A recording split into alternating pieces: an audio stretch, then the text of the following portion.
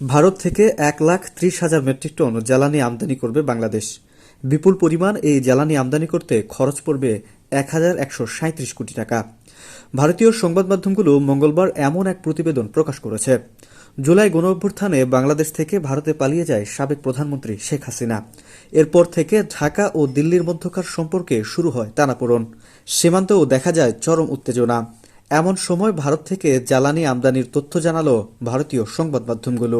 ভারতীয় সংবাদ মাধ্যম হিন্দুস্তান টাইমস বলছে, বাংলাদেশ পেট্রোলিয়াম কর্পোরেশন বিপিসি ভারতের নুমালীগড় রিফাইনারি লিমিটেড এনআরএল থেকে 1.3 লক্ষ মেট্রিক টন ডিজেল আমদানির সিদ্ধান্ত নিয়েছে। রবিবার বাংলাদেশ পেট্রোলিয়াম কর্পোরেশনে পরিচালনা পর্ষদের সভায় এ বিষয়ে আলোচনা হয়েছে। তারপর ডিজেল কেনার বিষয়টি অনুমোদন করা হয়েছে বলে জানা গিয়েছে। এবছর জানুয়ারি থেকে ডিসেম্বরের মধ্যে এই পরিমাণ ডিজেল বাংলাদেশ ভারত থেকে আমদানি করবে। এর জন্য বাংলাদেশের খরচ পড়বে 1,137 কোটি টাকা।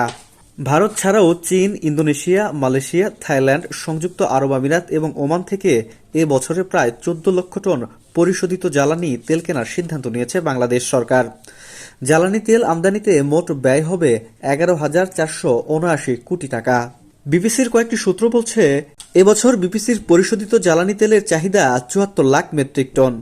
এর মধ্যে 46 লাখ ডিজেল, যার মধ্যে 80% সরাসরি আমদানি করা হয়।